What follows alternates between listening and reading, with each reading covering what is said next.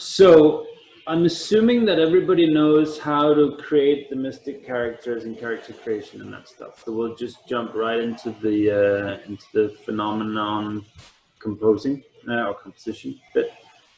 And to do that, I have made a symbol Excel because I think that works pretty well, because it is quite simple once you get the gist of it. So it's just about doing that.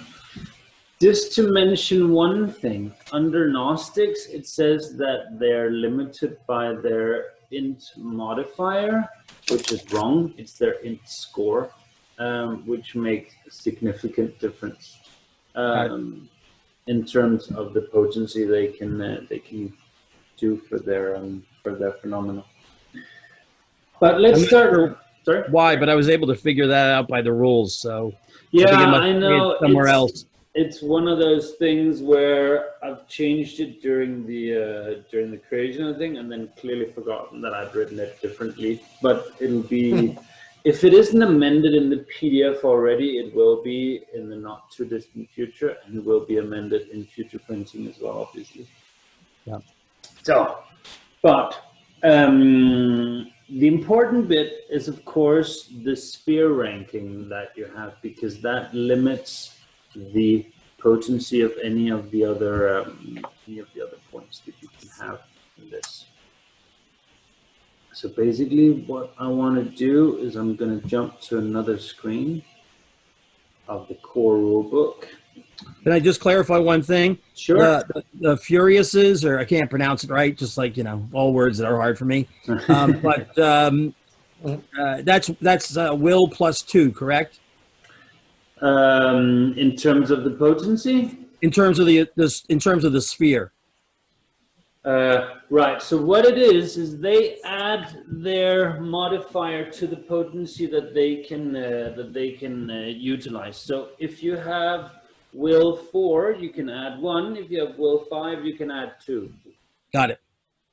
Okay. So basically, if you have a sphere ranking of 2 with a Furore and you have a willpower of 4, then you can access potency 3. And if you have one of 5, you can access potency 4.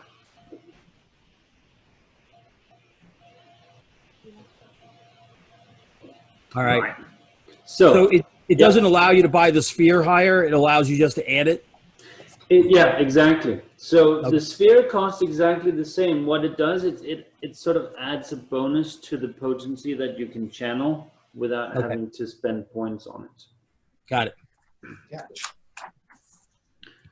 So if you look on page 161, you can sort of see the sequence. So you have step 1 is obviously choose or compose the phenomenon. If you have a known or signature, well done, Mr. Wombat. If you have a known or signature phenomenon, obviously you already have it noted down, but if you are composing it on the fly, as we're trying to do right now, we go on to step 2, which is to determine the difficulty, which is the same as the potency. And for that, you have 5 different things to take into consideration. I'm going to switch back to my Excel sheet. Right, so we have the phenomenon. Let's say that we have a Gnostic character with a sphere ranking of 3 in life, for instance. Yeah? Okey-doke. So the first thing we do is to determine what kind of phenomenon do we actually want to create. If you guys have any, or you guys, if you have any suggestions, we can do that. Well, we could do something simple like healing or damage, because that's like the first thing that someone's going to try to do with it. Yeah, exactly. Yep. All right, let's do harm, for instance, because that's a little bit something that throws people off, that the life sphere is actually on harm as well. So we'll do that.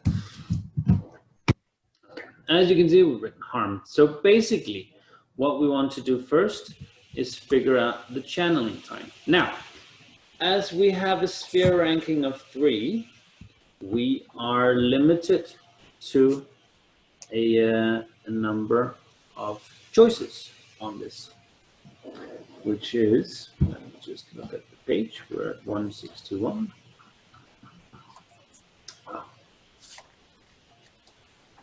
Now my PDF is screwing up, of course. So this, right. Channeling times. As we have a sphere ranking of 3, the max potency we can go to is 3, which means that the quickest we can do this is a 9-second channeling time.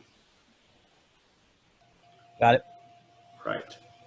Since this is harm, it's something that you're likely wanting to use in either combat or if you have taken a captive or something of the sort. So you want it to be as short as you possibly can, right? So let's say 9 seconds is still pretty long for combat, but it's the best we can do in the given circumstances. So basically that's 3 combat rounds, yeah? And there's things that could change that, like that expertise and ritual, whatever. But yes. Basics, this is it. This is it. So we're doing basics just now because that's the simplest way. Then we can always move on. So basically, that's a potency 3. So we write 3 there, and then as you can see, the potency down in the bottom changes because that's the cumulative. Right. Then we move on to the range. Obviously, most people don't want to have to touch whoever they're trying to harm, so we want to have a little bit of range on that. Now, with a potency of 3 as the max, the maximum amount of distance we can get is 15 meters. But maybe that's a little bit high, so we want to do maybe 9 meters, which is a potency of 2, which means we write 9 meters. And that's an added potency of 2, which means, yeah, 1 back. Mm-hmm. Oh, no, question? 5 so far. Ah, okay. Potency count. Right. Then we have duration. Now, as you know, mysticism is temporary in Black Void. It's not the same as in D&D where you just shoot fireballs and it's permanent, that sort of thing. So we want to have a duration that actually makes sense on this. When we have a sphere ranking of 3, the max we can do is 1 minute. Okay, can I understand this? So in effect, like damage, where you would normally just snap somebody's bone or something like that. Yep. In this case, after the 1 minute's over, they're going to be back to normal. It's going to start to recuperate quite quickly. Okay. If you use forces, for instance, where you break somebody because it is a physical thing, that's different.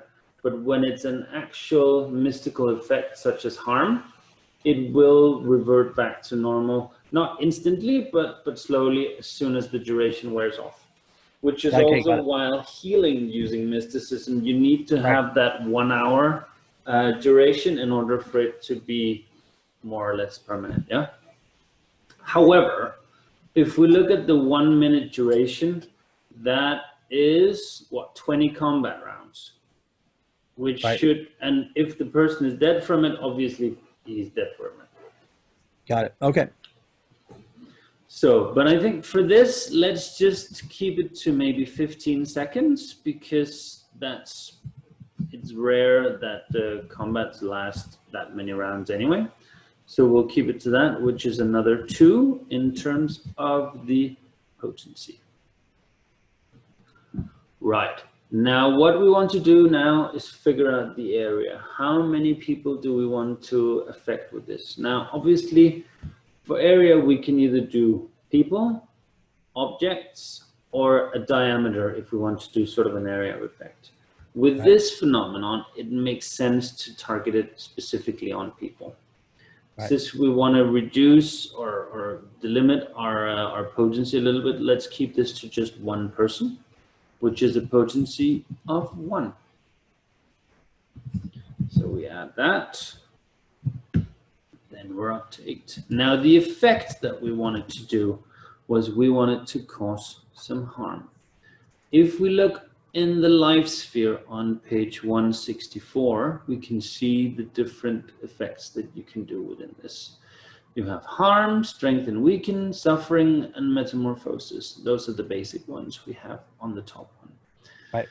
Since we wanted to do harm, and we have something that we want to not be too powerful necessarily, but we wanted to make an impact as well. Let's maybe say we want to cause D6. So we add D6 damage into the effect. And that's only one, right? That is 2. That's 2? Yeah, that's Okay. 2. Yeah. D4 is 1. Got it.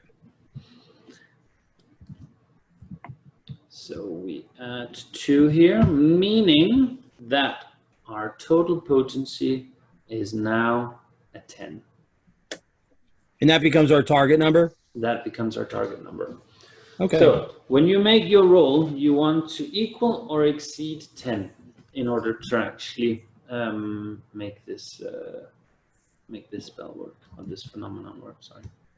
And while we're here, so if I had a Gnostic character, they had 2 levels in Gnostic mysticism, and they had a 2 int bonus, they would have a +4 to their D12 to roll that number, correct?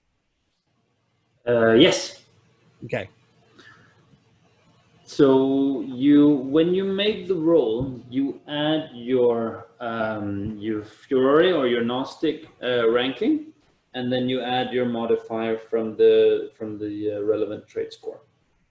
Okay. So let's see this. Let's say that this character had an int score of 4, which basically means there's a +1, right? We say they have a Gnostic ranking of 2, which means that basically there's a +3, which means that your target number on the die is a 7. Got it. Which is not bad. All right. Well, the good thing is, reading the rules, I figured out these rules. Good. So that's why this was to confirm that I had it right, and so that's a good thing. Yep. So excellent. Perfect. I do think it would be really useful to have an example like this in the new book. Yeah. You know, because to walk somebody through it might help. But I had reverse engineered the spells, and that's how I got here. So good. So hopefully I did the calculations right in the spell examples in the book. 6, 7, 8, 9, 10. Yeah. What if you want multiple effects? Right. Then you add the potency of the different effects together to get the higher potency. Can you give an example of what you might want to do? Well, going with the harm, not only doing damage, but inflicting a state of suffering. Yep. Can definitely do that. So let's just say we want to add some suffering. We want to cause, let's say, troublesome, causing a -2. Yeah. Right. So we just add troublesome, which is a -2, as we just said. Now the potency of doing that is another 2, which means that our difficulty is to 12. Got it. So basically what we can do here is we can say, so that's the difficulty. And then we say minus what we have here, which is the 2 plus the 1. And then you have it that way. Yep. Okay. And then and this is because we did a character with sphere 3. So we're capped at that number for sphere 3. If they had a higher sphere, we could maybe do more stuff. If they had a lower sphere, we'd have to do less stuff. Exactly. Okay. Exactly. Can we convert this example to a character using Furore? Yeah. Can you pronounce that word for me? Furore. Thank you. A furor. I always thought it was just furor. Yeah, you can say that as well. I mean, it's an open world. So it's not Ferrari. No. Got it. No. Well, in Yerlin it might be. Yeah, exactly. I mean, I'm not here to dictate how to pronounce stuff. I just enjoy when people pronounce things differently than I do. Yeah. So if we had a Fury character. I'm just going to say Fury because it's easier That's for me. all right. English is my first language. I don't, I find the rest of this anything outside of basic English to be impossible. So if we had, so we'd have Fury's +1, right? Yeah. For a sphere. We'd have Will as our benefit, Yep. as our bonus, right? Mm-hmm. All right, so let's say we do oh, I can't spell it. There we go. Okay, let's say we have one who has a will of 5. So that's +2, because then we're going to make it a little bit interesting, yeah? Yeah. Then we say there is a sphere ranking of... Go crazy and say 4. Let's say 4. We'll go bonkers. Right.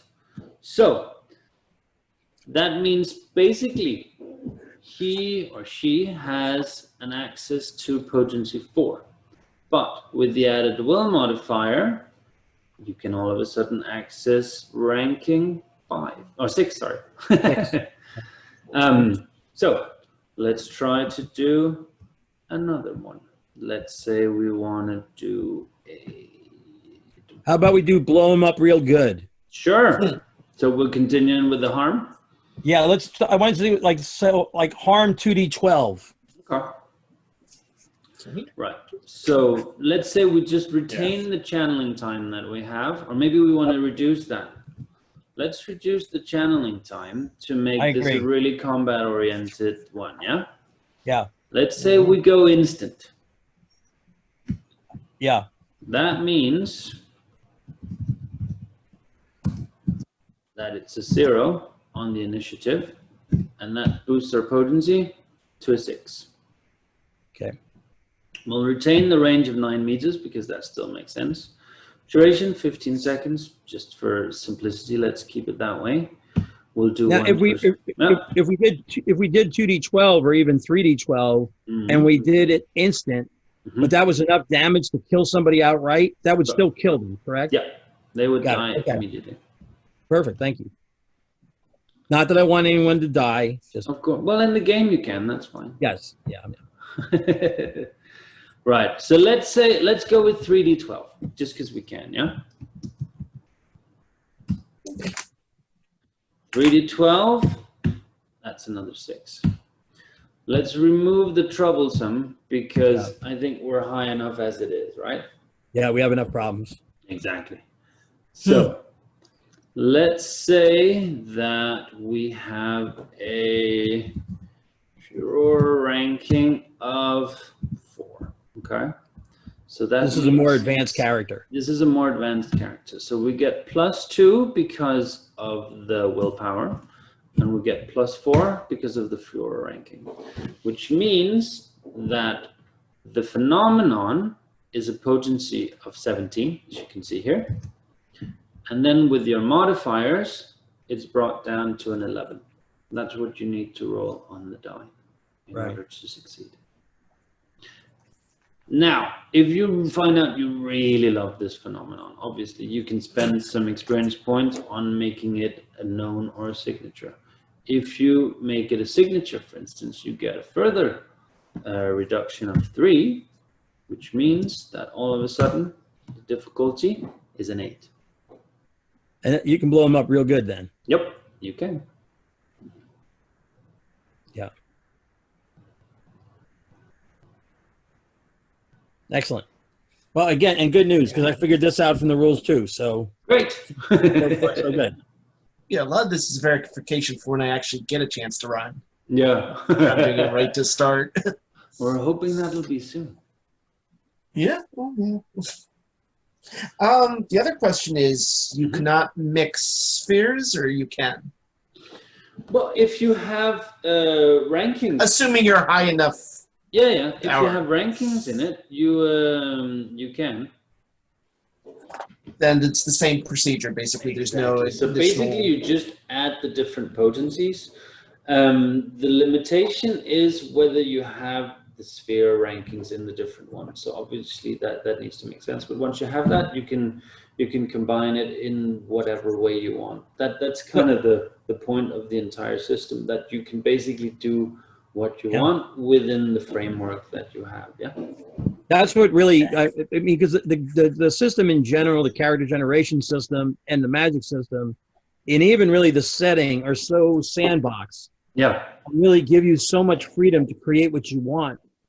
That is, I mean, that's to me what really, I mean, the setting is so different, but the fact that it's so open for the characters to do what they want. If I wanted to run a bunch of Bronze Age Vikings on some planet somewhere, I could do it. You can. And in my vision of this setting, there's places like that. Yeah. So I really like the fact that the magic system is so open, or the phenomena system is so open, because you know, even if I had took this set of rules and applied it to a different setting or different games, I'm like, wow, this actually solves things I tried to do in other games for years. Cool. Well, that's what I was hoping to do, so I'm really happy to hear that. Isn't there actually a official Bronze Age Viking NPC anyway? Yeah, there's Icon. I could swear one of them has a Norse background. Yeah, there's Icon. He was, so the backer wanted to do a Viking, and I couldn't. That didn't really make sense in the setting. But I think what we managed to do was make quite a nice crossover that made sense within the concept and theme. But if you read it, you can see, it's a Viking. Right. Yeah, I'm also starting to work on the character for the new book. Nice. Since I did the NPC level backing. Awesome. As did I. Very cool. I'm looking forward to receiving. So you got the guidelines yesterday, yeah? Yeah, I did. Yeah, just today I got them. Yeah. Cool. So The English, the British spelling is daunting for me. But I will somehow figure. I'll ask one of my British friends to make it right. Basically, just add a couple of extra vowels in there. When you write armor and that sort of thing, then you should be fine. But luckily, my character hasn't got the capacity to wear any of that. So that's one word I wouldn't have to spell. That's good then. But all right, and then my only other question. So the thing that you opened up for me was sort of the recovery time of magic, and a lot of this stuff is vague, which I don't mind, because that really lets the GM decide. Because, like, for instance, you have cause lesion is the life spell. It has a duration of instant, so it does the D12, but it's instantly wearing off. And so I saw something that talked about how damage, when you heal, damage is retained at about half. Yep. From magic, right? So if I heal somebody, and now I'm trying to save their life, and my magic wears off, and they start seeping again. Yep. They're actually, if they'd taken 12 points and I'd healed it, now they have 6 points of damage, right? Yep. So would it be something similar to that on the other side? Okay. Yeah, exactly. It works exactly the same, just oppositely, so to say. Okay. Yeah, and yeah, I would like to see more of this fleshed out in the new book a little bit with spells and some of that. We're working on that. Particularly the Void Sphere is something that people have been asking about, because that is maybe a little bit up there. So that is something that I'm working on to clarify that and possibly add, new elements and so on and so forth. Got it. All right. And then I want to take a look just quickly while I got you, because you're the expert. I hope so. Mind Battle. Yes. I found a little bit different. Okay. It's a little off topic, but it's in that same section. So I'm just trying to understand how Mind Battle works. Right. So Mind Battles are basically, it's sort of a battle of wills, obviously. So the only ones it really makes sense for is mystics, esoteric beings, and demonic beings, yeah? Got it. So basically it's you manifest the phenomenon, and then you link to the other person's mind, and then you basically try to drive the other one insane, more or less. Okay, and so do I need to manifest a phenomena to do that? Yes. Or and so would the effect be the linking of the mind battle at that point then? So would I pick the... Yeah, so if you look on the Mind Battle on 166, What you basically do is you make a psychic assault, and you have the potency there. So basically, the let's say the potency that you want to do, that's the effect potency of that phenomenon. Got it. And does that continue on, or based on the duration, or does that continue on until the fight's over? It's on duration, but obviously, if you lose or if you win, it's done. But what can happen is if you take too short of a duration, and the opponent is still engaged with it, then obviously you have a problem, because then it wears off, and then you have the I forgot the word right now. Yeah, it says if it expires while the combatants are engaged, the conduit is severed, and the combatant whose psychic assault expired loses that round and takes the damage from that round. Exactly. So, and then my only other question is, if I engage somebody in a mind battle, and say I've got a sphere of 4 and I'm a furious, so I'm getting a 6 effect, right? You can. You don't have to, but you can. I could. And now, are they basing theirs on, if they don't have any kind of sphere for mind, are they just using a 0? They're basing it on the relevant trait modifier that they have in that, and that sort of depends on who the opponent is. Right. So if they had an int or a will of +1 or +2, they could use that trait? That would be the applicable one. Normally, it would be willpower, yes. Okay, so their trait modifier, if they had a 1 or a 2, could get them somewhere between a 1, a 1 or a D4. They have a 0 column there, so if they had a 0 in their traits, they could just have the 1. All they would have in terms of damage would be 1 point. Exactly. Okay. However, if it is like a diva or something like that, obviously they can have higher trait scores than normal human characters. So you might have one that has a +4, just innately. Okay, and the psychic damage is going against willpower versus going against the word is escaping me. Versus going against their health. It's going against sanity. Sanity, exactly. Not health. Okay. Sanity. Sanity. So got it. Okay, so that would be doing sanity damage versus doing, when we talked about the life effect, we'd be impacting their health. Exactly. All right. Seems like a more straightforward forward version of the 2nd edition AD&D psychic combat. Yeah, I read through that as well. I wasn't too. I thought that was a little bit off, but the let's say the framework of it is somewhat similar. Very similar. Yeah. Okay. Showing my age. And you had mentioned one other exception. So you said the force damage, because I'm using an object and I'm hitting you with an object, that's doing health damage that's going to stay there. Because I've taken the hammer and bapped you in the head with it. Exactly. Even though it was wielded by magic, the effect is physical. Exactly. Okay. Got it. And then the void stuff, I haven't tried to create a character that does it, so I haven't tried to understand it. I kind of have a policy of not wanting to know the rules or too much about the setting when I first play a game. I like to be as ignorant as possible, so it's really exciting when I figure stuff out. Cool. And then when I get to know the game, I'll run it and kind of enjoy it from that point of view. Cool.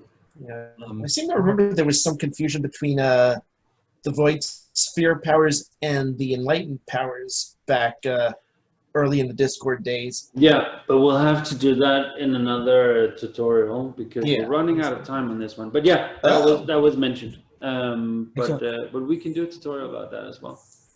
Oh, if we're running out of time, one more question. Shoot. Half-Imzu? Are there going to be Half-Imzu characters? No. Aw. Imagine the mating ritual. And that's why there won't be.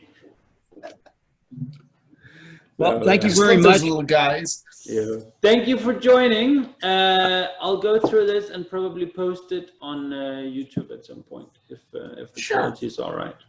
So, and really